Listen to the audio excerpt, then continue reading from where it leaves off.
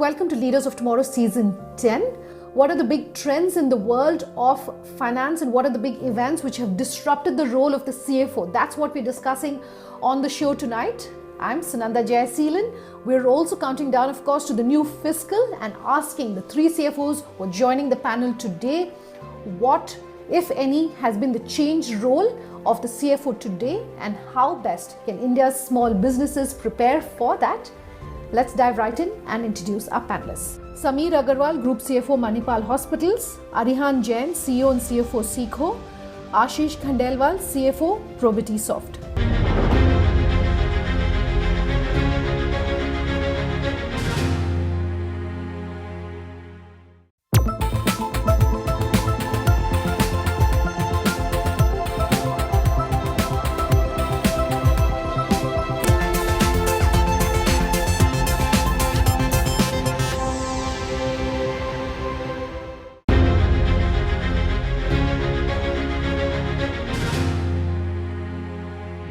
Gentlemen, thank you so much for joining us on this big panel talking about what are those big trends that you as some of the leading CFOs here in India are calling out as trends which have impacted the life of our entrepreneurs in the past and will continue disrupting work and life as we know it going forward.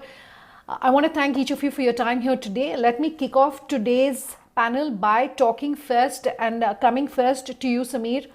A whole bunch of events that you're calling out saying that have impacted the life of entrepreneurs, and you want to talk about those as being the big events for our entrepreneurs to watch for. First and foremost, let's talk about the $5 trillion economy. With that set target, what perhaps are some of the big opportunities that entrepreneurs can look forward to when it comes to this goal that is being achieved here in the country? Thanks for having me on the show. I think so. India is poised to become, a $5 trillion economy. That's the vision our esteemed Prime Minister, Mr. Narendra Modi, has set out. And I think so. The last couple of budgets has also put us on that track, right? Whether it is infrastructure spending, whether it is a digital transformation. In fact, the government has gone about on a digital transformation route. The kind of big data that the government is working on with the GST and the income tax is actually a little ahead of even what the private sectors are even thinking. One of the things on the entrepreneurs, Sunanda, that I would want to say is every small company wants to become a large company, and every large company wants to become a startup, because the startup and the entrepreneurs bring in agility. And I think so the entrepreneurs of today need to be agile, need to be seeing the disruptions that is happening in the market, being agile about what the needs of the economy are. Sure. So I think so every large company can have this entrepreneur bent set in the company itself, Sunanda.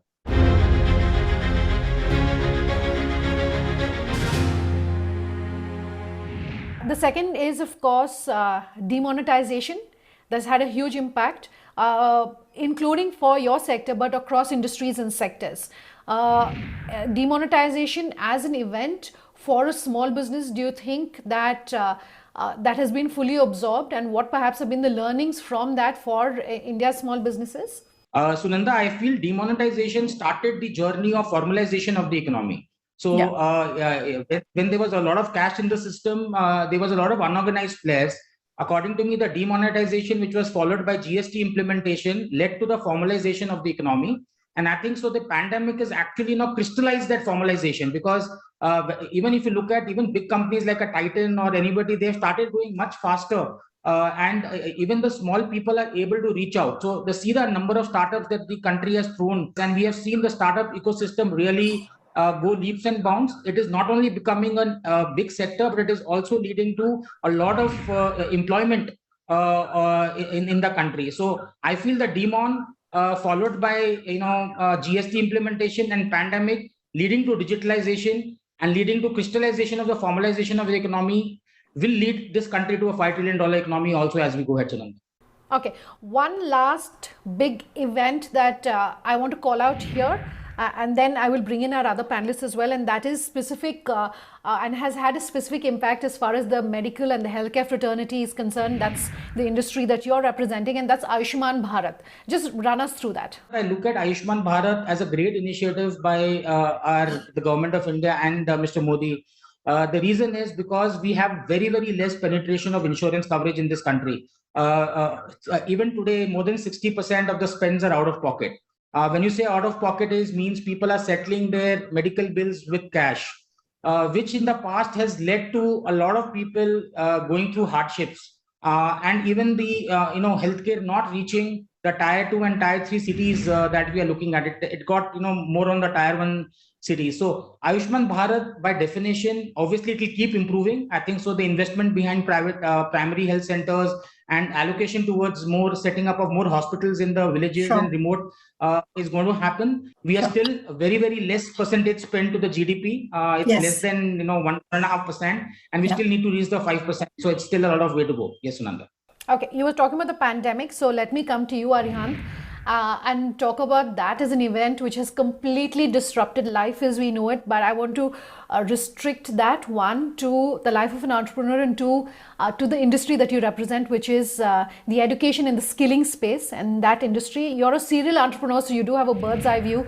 But if you can talk about really that event in the life of an entrepreneur and the disruption which has come from that. Thanks a lot, Sunanda, and it's a pleasure being here. Let me just start with a quick story. When I finished my undergrad, my MBA, I came back to India in 2010 and joined e-commerce.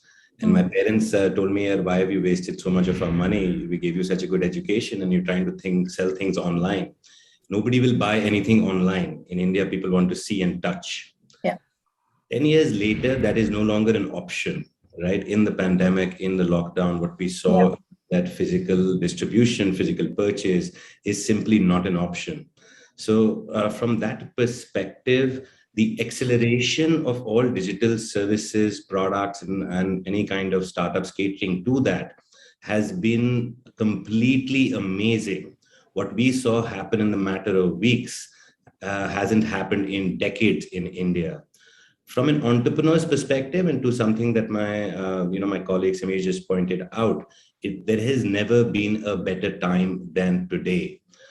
Given that the entire economy is moving towards digitization, racing towards the $5 trillion mark, with the capital infusion coming into India, today, I think being an entrepreneur is just that much better and more exciting. The startup space has matured tremendously in the last decade. And I truly feel that India is at that inflection point where entrepreneurship is not only the need, but rather going to be the fuel to make the economic dream a reality.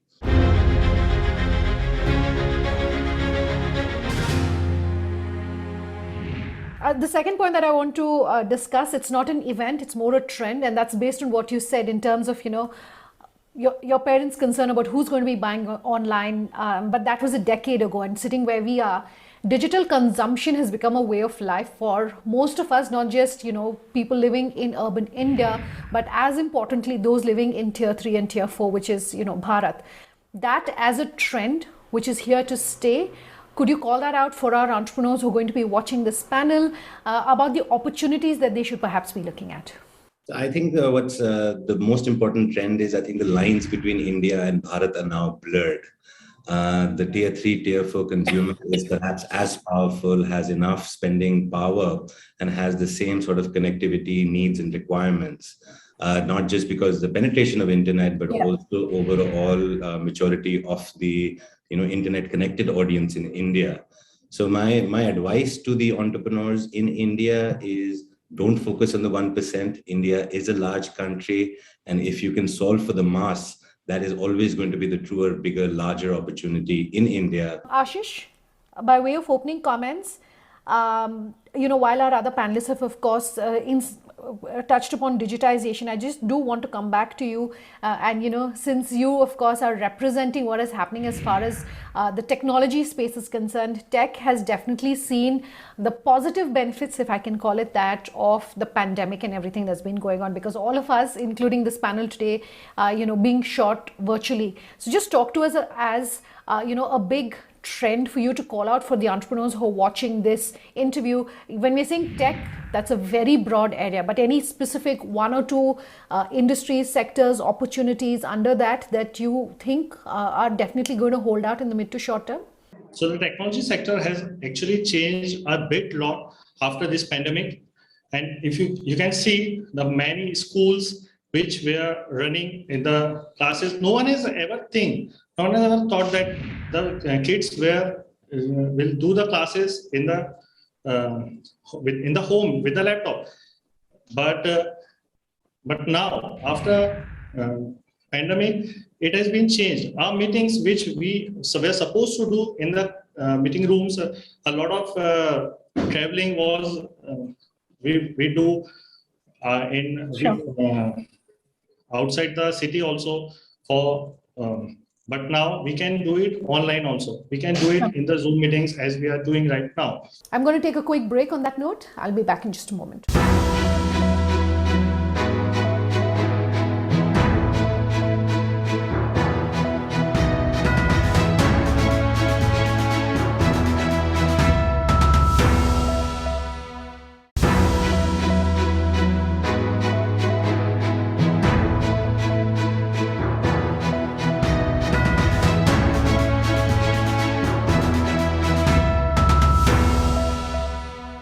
Welcome back. You're with us here on Leaders of Tomorrow, Season 10. We're talking about the big events which have disrupted the life and the role of the CFO and bringing you advice on how to manage that disruption.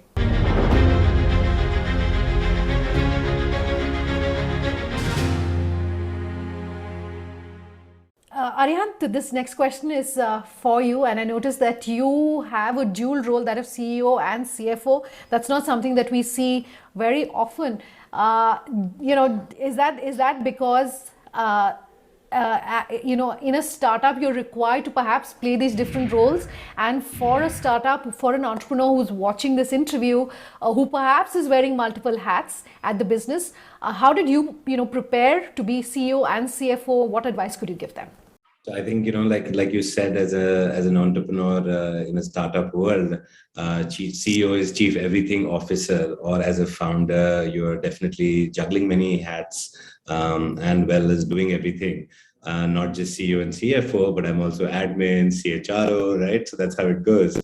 I think what's important though, and Sunanda, what's relevant is that today, the need for keeping an eye on money is more important than ever before. Capital efficiency, being able to manage your cash is more important than ever before, simply because as a CFO, as a CEO, there is no way that one can do scenario planning because we don't know what scenarios exist. We live in a very uncertain world, and in that world, the value, the importance of the CFO has become so critical that it's only imperative that the founder and CEO take that role. Sameer, I would love for you to jump in on that. The pandemic has changed and forced changes in everything, including, I'm assuming, the role of the CFO. One, how has the role of the CFO changed post the pandemic? How are CFOs responding? How have you perhaps responded to the changes that have been, have come in, including work from home? And based on that, your advice for someone who's watching this interview about what has worked for you, and therefore your advice for them. As a CFO, and as my colleague Arihant was actually mentioning, it is not only looking at the cash, which is very critical because that's a survival, looking at the health of the balance sheet, which is critical, but also should look at the future trends and to be able to allocate capital towards the growth. And what we did even during the first lockdown that happened and we were practically shut down, we are a very high fixed cost structure kind of a business wherein the cost goes in first and the revenue comes in later. We started bleeding. I think so as a CFO, one needs to be extremely agile. I think so what you can do for your CEO, and we don't have that CFO, CEO together, but what you can do for your business is to be very agile, have a dynamic scorecard. So you should quickly adjust the reality because the reality sort of has moved. We invested behind digital. We actually moved our entire shared service to Bangalore. The adoption of shared service or technology was the greatest during the pandemic. So my only advice is to everyone is do not look at only a cost control or a cash control. Do not take your eyes off growth because during this time you have got the best chances of growth.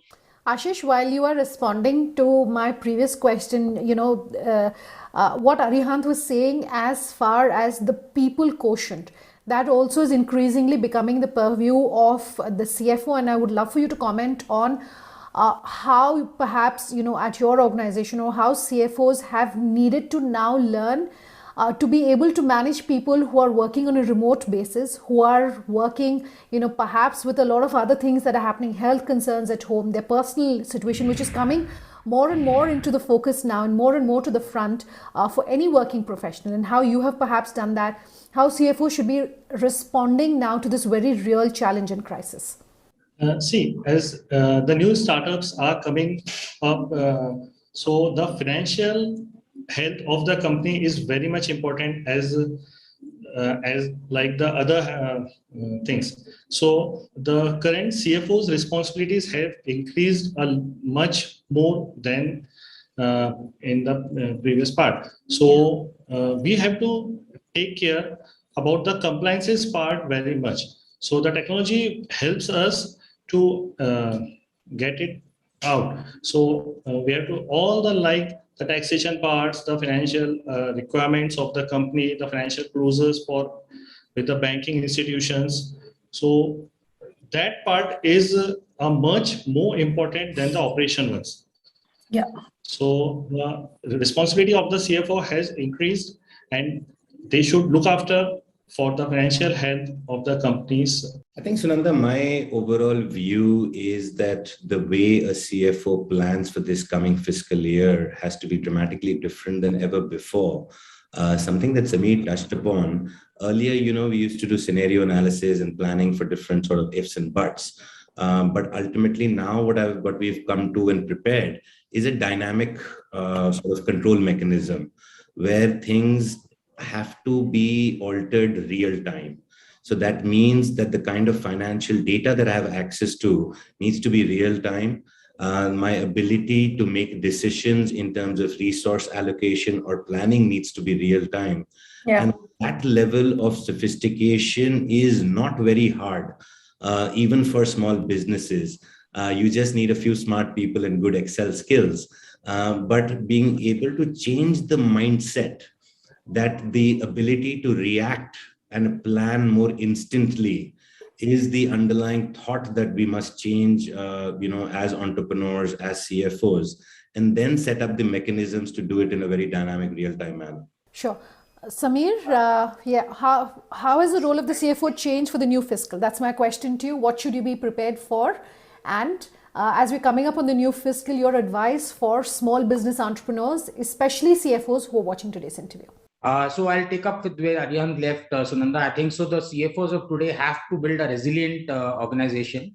And when I talk about resilience, it's not only about doing today, but also ensuring that the businesses do not get disrupted. With the technology adoption, there are a lot of businesses which are not thinking on their feet. So you definitely need a team to think on its feet. Build up that HR, the bench strength in terms of who can think on the feet, have millennials in your team, to ensure that you are not disrupted by technology and you remain relevant. As far as the entrepreneurs are concerned, I think so India is a lot of money is getting pumped in the economy on infrastructure, on 5G rollout that's going to happen. I think as Arihant pointed, the kind of the ecosystem that is getting built for entrepreneurs in this country is getting replicated in other countries, even on the fintech space, on the health tech space. I think so India is here and now. And it is for everyone to just open their eyes and realize the opportunities that is out there. Go for it. Sure. And I think so keep the business resilient and the balance sheet strong. That would be my view, Sunanda. So what is your advice for a small business, especially a CFO that is watching today's panel, about how the role of the CFO has changed and what they should be watching for in this new fiscal? Ashish?